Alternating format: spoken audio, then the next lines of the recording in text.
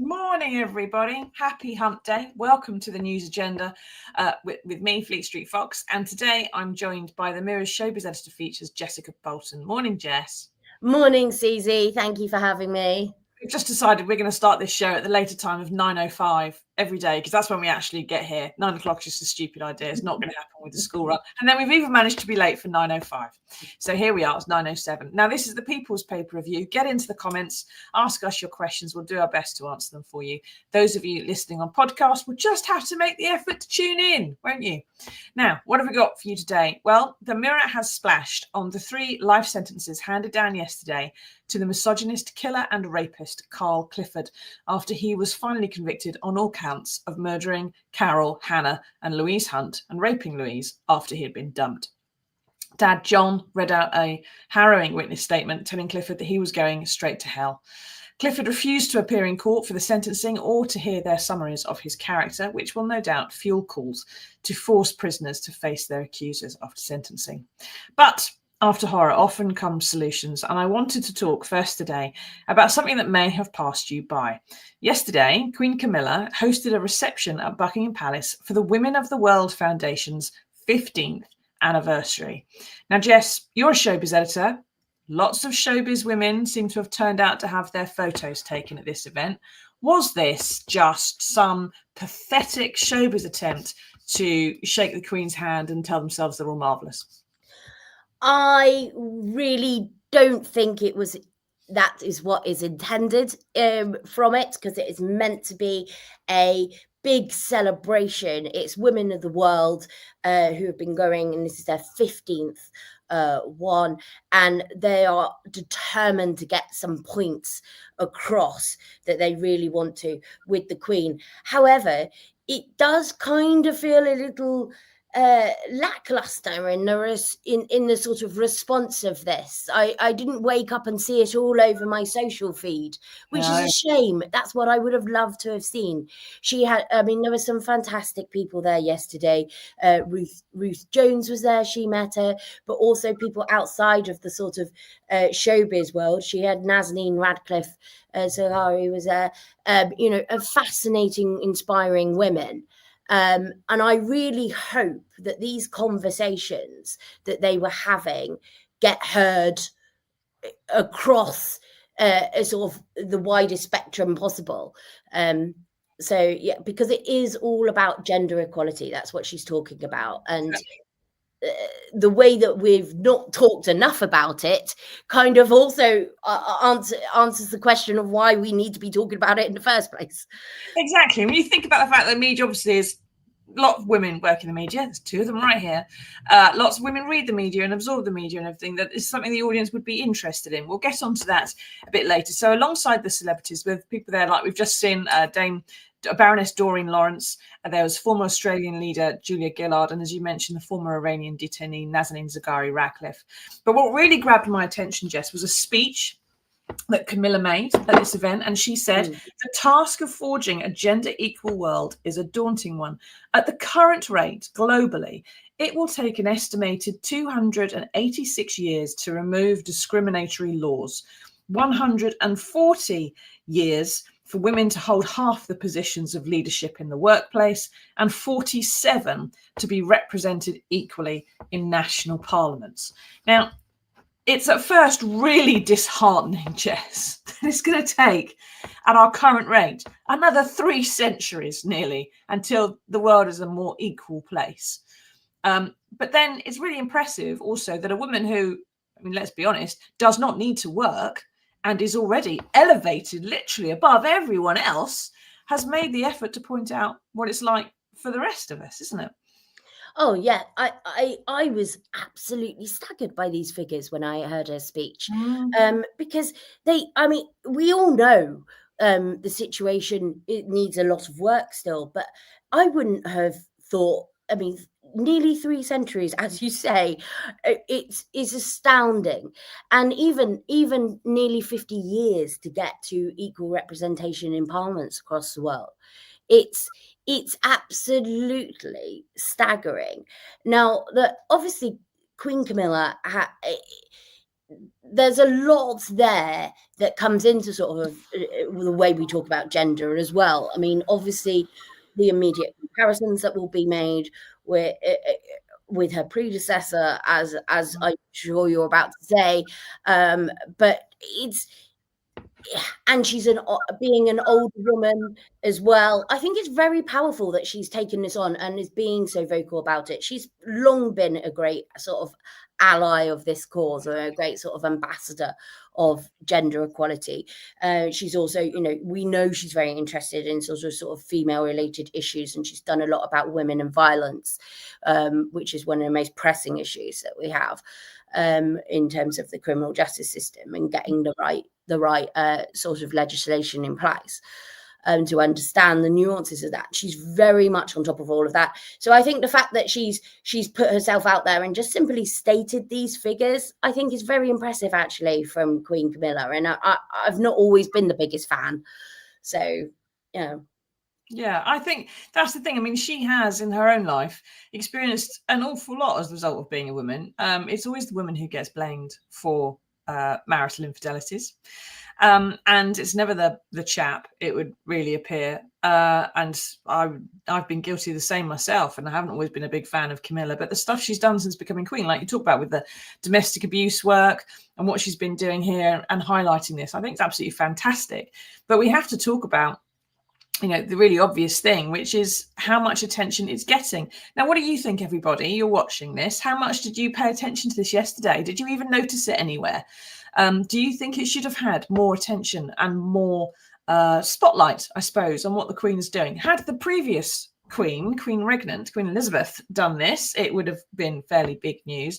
But of course, the one unspoken thing is if it was the Princess of Wales hosting that, Kate, that foundation, and making that speech yesterday, it would have been second item on the BBC 6 o'clock news, if not the first. It would have been the front page of almost every newspaper today. It would be sparking the national debate. Now, you can't have Kate Middleton doing absolutely everything. She's got her own stuff to do as well.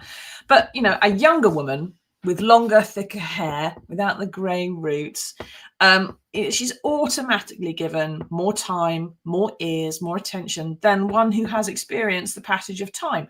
But Jess, that's the one with the experience and the wisdom and the person who knows stuff.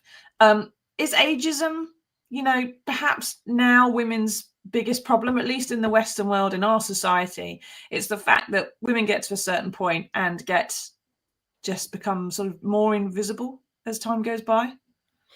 I think that's something we're definitely hearing a lot of people talking about lately, where you see a lot of celebrities who have reached a certain point who do say that, you know, the roles aren't there. People don't see them. You know, people don't notice the older person. Your voice sort of becomes slightly more harder to hear, and especially in this kind of sort of very younger skewing, Instagram obsessed, social media loving world. You look at about how much our news is now governed by what Google likes and what social media likes in terms of what news is getting out there. So to get your voice across, if you are not part of that conversation, or you're not part of that sort of demographic that might be really doing that, I think is getting increasingly more difficult.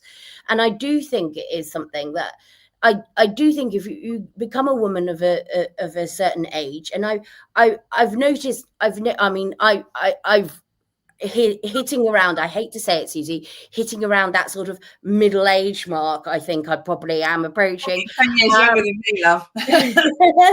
and you do actually notice that there is a sort of a bit of a difference between the amount of sort of attention that people maybe sort of pay to you, even if it's just to give you that opportunity to speak.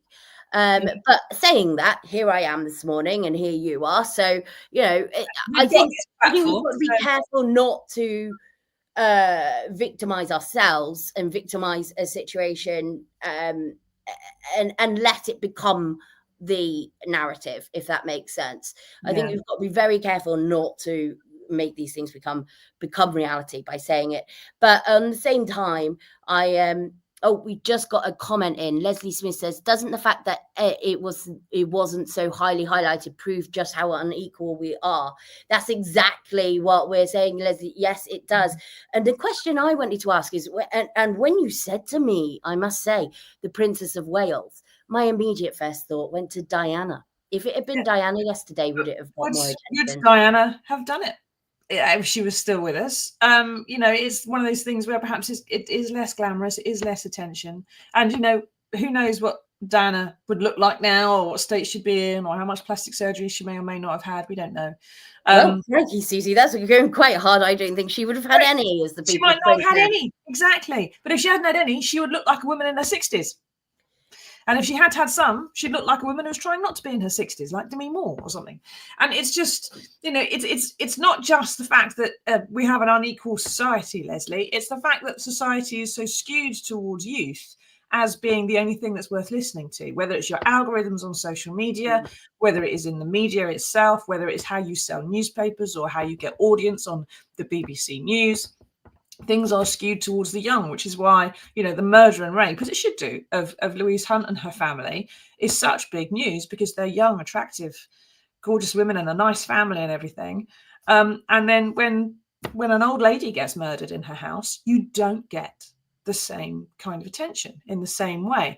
You know, it's just interesting. I think that ageism is creeping in a bit more. And I would just point out, there is only 3 species on this planet, right, which go through the menopause. Do you know what they are, Jess? I actually don't. No, I'm thinking. I want to make a guess, but actually, no. Go on, tell me. Elephants. Yeah. Orcas. And Orcas. us.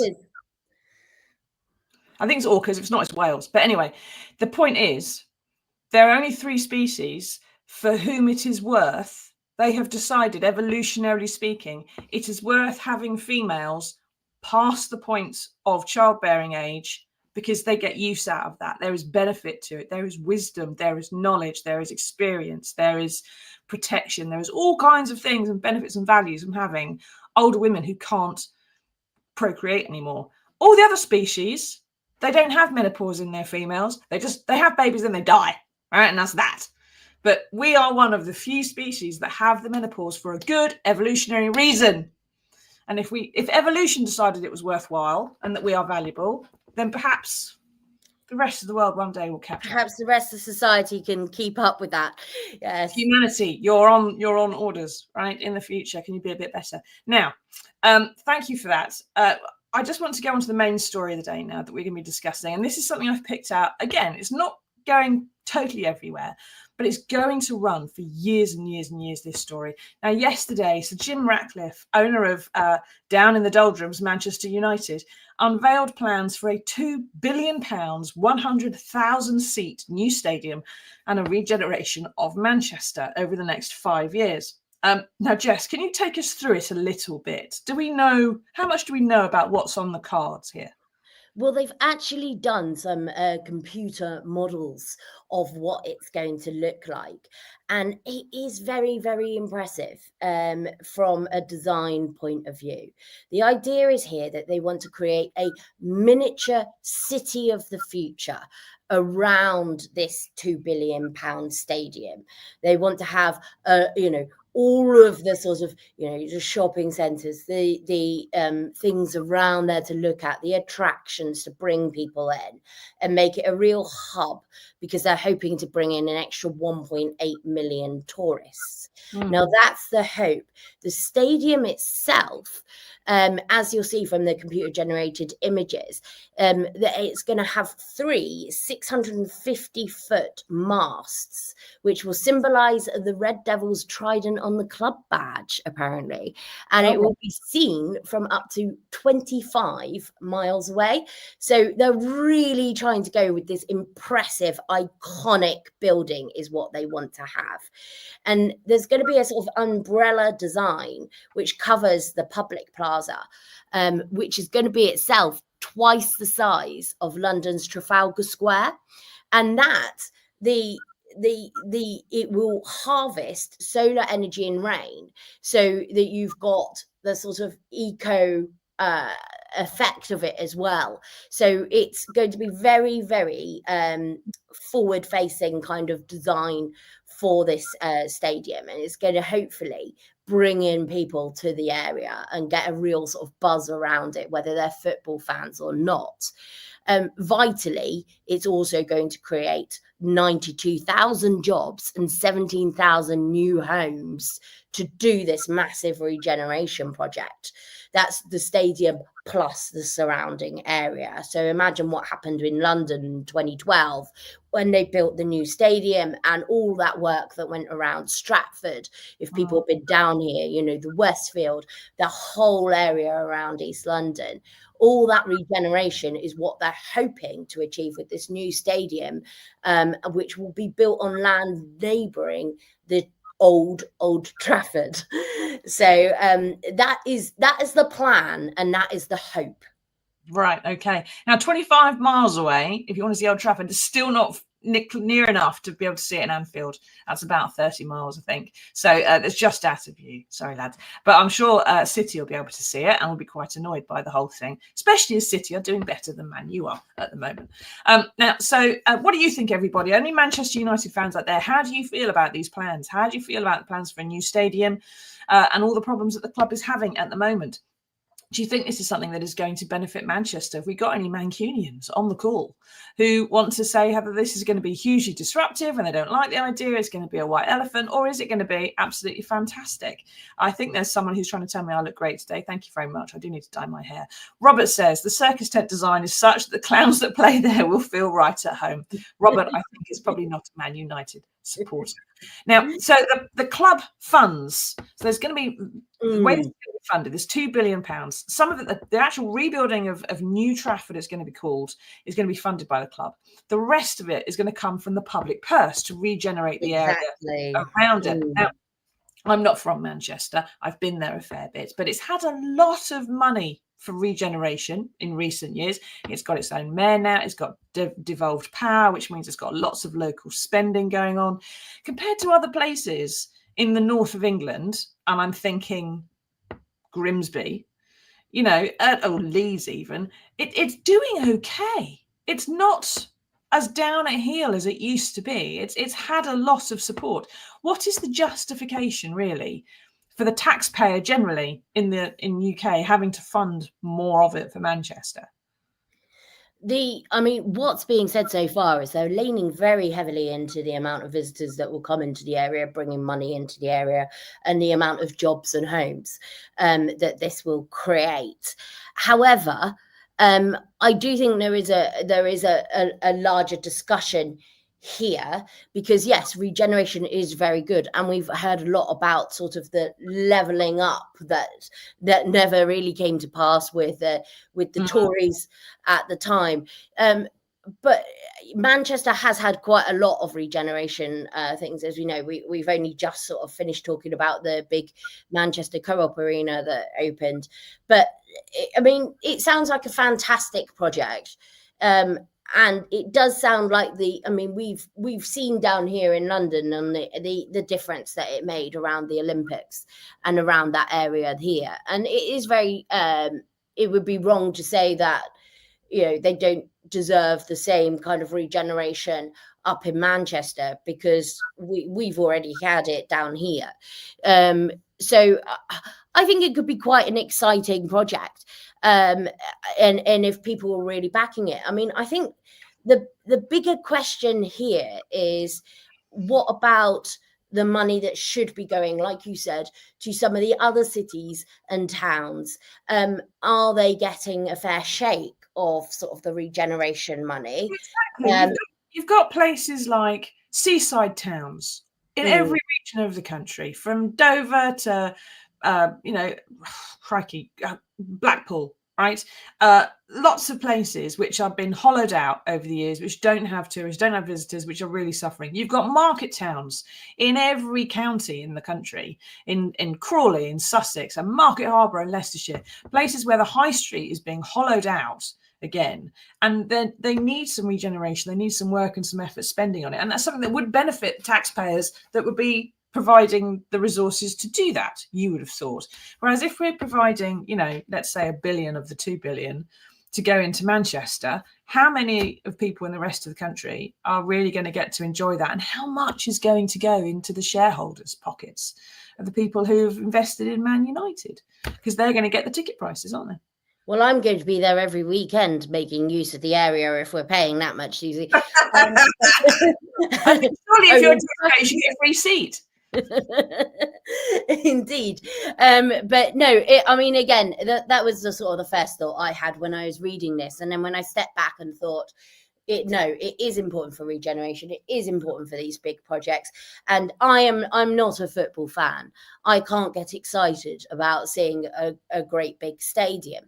However, I do know that with the stadium comes everything around it. And right, it does bring that sort of regeneration. I was in Cardiff when the Millennium Stadium opened, and that sort of whole regeneration around that area, and then led on to like Cardiff Bay and the regeneration around that, it caused a massive change in the city. And then I was also in Hull when the new Casey Stadium opened. I don't know what it is about me, but clearly I attract new stadiums. But when that brought a whole sort of new buzz to the city, a lot of more people coming there, like even down to attracting big names to come and play there at the city.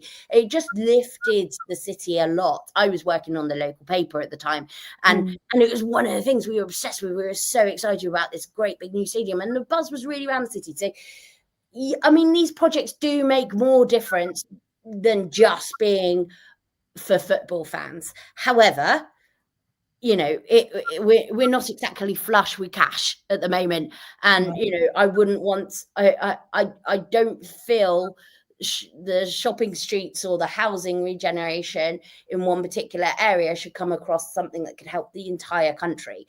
But we've got to just do bits by bit. So I think it's good to be positive about this. Yeah, hopefully maybe it was spread out. The current government is very much talking about investing in infrastructure as a way of driving economic growth. Like you say, there's nearly 100,000 jobs attached to this, so it can't be any particular bad thing. You would have thought.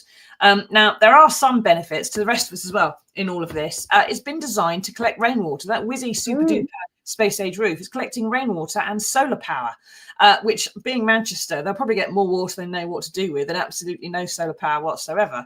But some of that design, if it works, will no doubt get integrated into, town centre planning and other architecture as well in the future. They'll be making all kinds of innovations and difference and changes in this, which is going to hopefully spread out elsewhere. As we just saw in some of those images, there's like 5 tiers of seating almost going right. Gods, and I don't know what people at the back are going to be seeing of the pitch down at the bottom. Maybe they're going to have little TV screens in front of them so they can actually watch it properly. I don't know, but it's also going to be completely car free, the area around here, it seems. Almost the architect says it's going to be totally walkable, or hopefully wheelable, I hope, for those who can't walk. But is this a taste of Britain in the future, do you think? Is it giving us a little snapshot, Jess, of how things could be? Or is it the case that, as we have all seen, in local authority planning meetings and stuff, the computer generated images are always very sunny. Everyone is happy.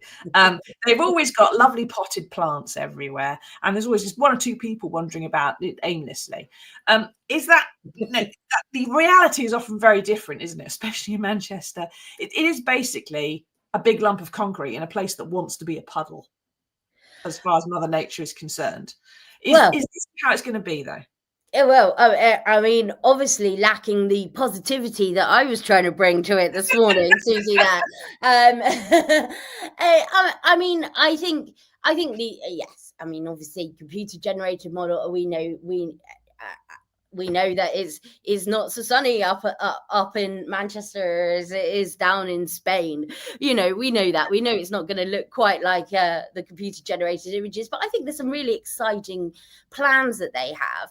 I do quite like the like you say, very important to be accessible to all, and I'm sure they've probably thought about that, because it's clearly a very sort of forward-thinking design that they're doing.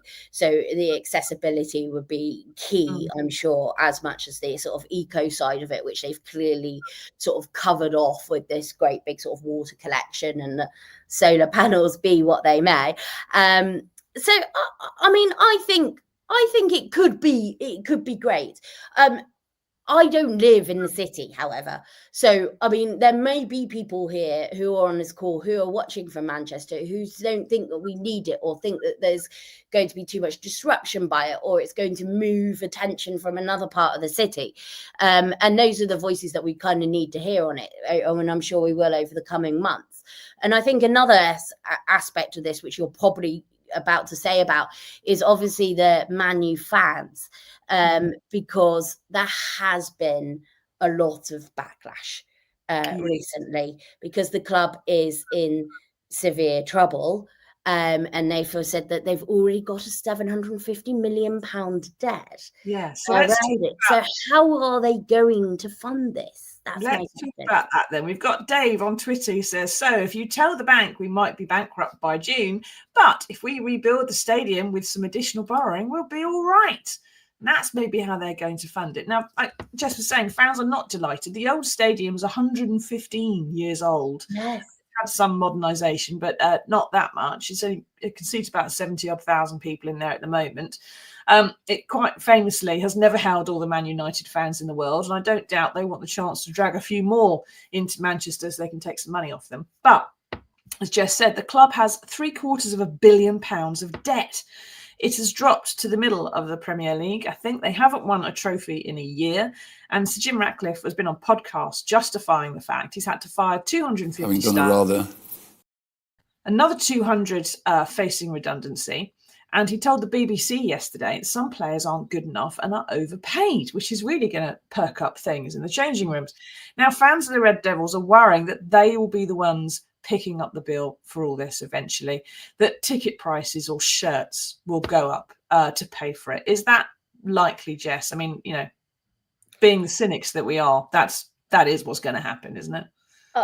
I mean, you would have thought so, but I'm also, I may be sounding quite unsympathetic, but if it's a brand new stadium and there's one club that gets to use it more than others, I can't see how you could justify why it should be more funded by the taxpayer than the regeneration element currently is going to be under the plans. I can't really see the argument there.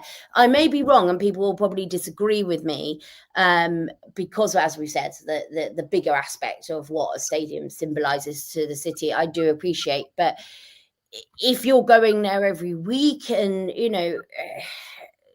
can you expect that to be reflected in ticket prices?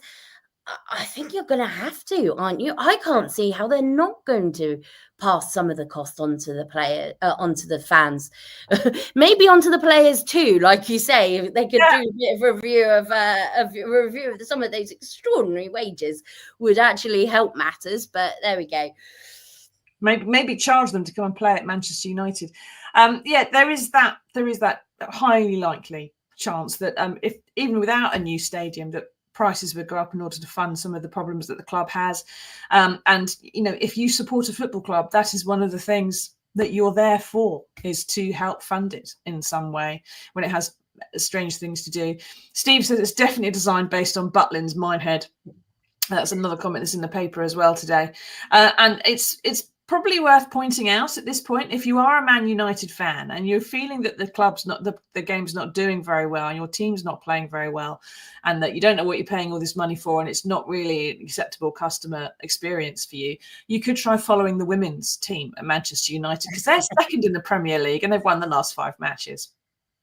You see, there you go. Because it was the women that have finally brought football home, I would like to point out as well, isn't it? Yes. What 111 matches? I believe it's still coming home when it regards to the men's game, and it's been quite a long time. Yes, no. In fact, the last time they won one of those sort of major tournaments that that we all sing that song about is was actually when professional women's football was still banned by the FA. So I do think there's a little irony in that somewhere. Yeah, I do think maybe you should get the women's team to play the men's team and see. Yeah, I mean, I had a discussion about this the other day, and they're saying it's a very different game. It's a slower game of women. I'm certain Bobby Riggs and Billie Jean King had that discussion about tennis in like the 70s. Yes. Call it the match of the sexes, even. Just, it's a different game. They play different. Yeah, she beat him, right? That's what you need to know. Now, anyway, the women's team at Manchester United have won 11, drew 3, and only lost 1. So, I mean, if you're going to support a team at Man U, because you're not clever enough to go to Anfield, then that's the one to do. Leslie says, why can't it be for multiple use, not just for football? Yes, Leslie. Why can't they let school kids go in there for something other than, the Manchester United Academy or something? I'm sure they'll have some of that stuff, and they should get some other use to it. Wes says, new stadiums have all sorts of facilities. They often have their own academy schools. They do community outreach. It's often part of the whole development project, and it can really improve things for a lot of people. But that's, many years in the future where we can't see how it looks. So we're all complaining about the thing right now. We don't know quite how it's going to be. So we've talked about some of the benefits, but then there's the look of the thing, right? One fan has likened it to a circus tent. Someone, Steve already, and someone in the paper has compared it to Butlins Minehead. Jess, do you think that this futuristic kind of architecture, is that what people want? Or do we actually, when it comes to, especially to football stadiums, do we crave those Victorian turnstiles and the red brick walls, that they were all originally designed with and that we've all kind of grown up with? Speaking personally, I love the futuristic design, and I come from near Minehead, so actually, yes, it did look a bit familiar, and now you say it, that is why. But I mean, personally, I love the futuristic design, but I'm not someone that has that sort of passion about going to football every week and going to that. I've not come from that area, because having come from a place where we didn't have a local team. In fact, I grew up down Somerset, and we didn't actually have a sort of football team nearby. But do you know what we did have in our town centre? Apples, cider? No. A Manchester United superstore. Because there were so many fans down, like, so many miles away. We didn't have any other team, but Manchester United was so big that down in Somerset we had a Manchester United superstore in our town centre for all the fans that were down there, and we were 200 miles away. Yeah, so, I grew up in Kent, and every single boy in my year at school supported Man U. Every single one. So if ever anyone said to me, who do you support then? I went, Liverpool, because it just annoyed them. And I don't really follow football. I don't, but if I was going to watch anything, it would be Liverpool now, just because Man U, which is a bit unfair of me probably, but there we go.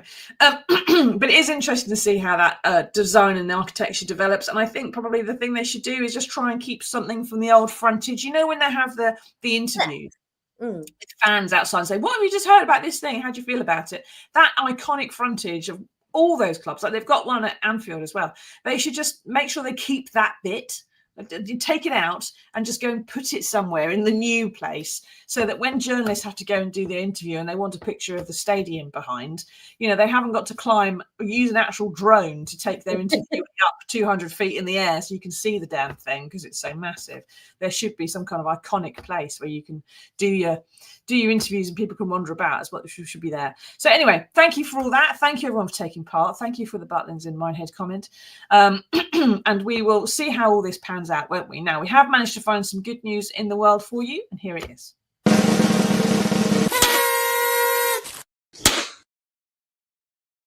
Now, I've been talking a lot about the passage of time this morning, and when I were a lass, the government put adverts on the telly, warned about a deadly new disease called AIDS. It was terrifying. There was no cure. They made you think that you could get it if you just touched someone. It was just a horrifying period to live through. Now, today, science has got to the point where it's not only possible to live with HIV, the virus which leads to AIDS, for a lifetime without any real problems, but they have now developed a single vaccine that trials have shown can work on the body for at least a year. So you could have one jab a year, and it would make your treatment much cheaper, much simpler, much less invasive for you, and it won't affect your life in the least. Jess, is this proof, do you think, that considering everything we've talked about today, with how long it's going to take women to achieve equality, with what's going to happen to New Trafford over the next few years, is this proof that the future can always be a better place? Well, I mean, you can't say anything but it's good news, can you? No. Yes. I don't think it's proof that the future is always a better place. I think it's proof it can be. But yes, I mean, wait for the AI to take over completely, Susie, and we might not be saying it's a better place. That's all I'm saying. Well, if AI had been developing AIDS vaccines 20 years ago, maybe we'd have got here a lot quicker. Who knows? Maybe. Who knows? It may not necessarily all be bad. Whatever you see and feel and worry about right now, 5-10 years down the road, may all look completely different and actually be a bit more positive. Let's try and take that thought forward. Maybe Butlins Minehead will one day be a listed building. Could be. Anyway, thank you, Jess, for taking us through all that. Thank you, everyone, for taking part. We will see you again on Monday at our new, fresh, and still late, I expect, time of 9:05 on Monday morning for another edition of the News Agenda. I'm sure Donald Trump will have done something over the weekend. Until then, everybody, stay safe, take care, tatty bye.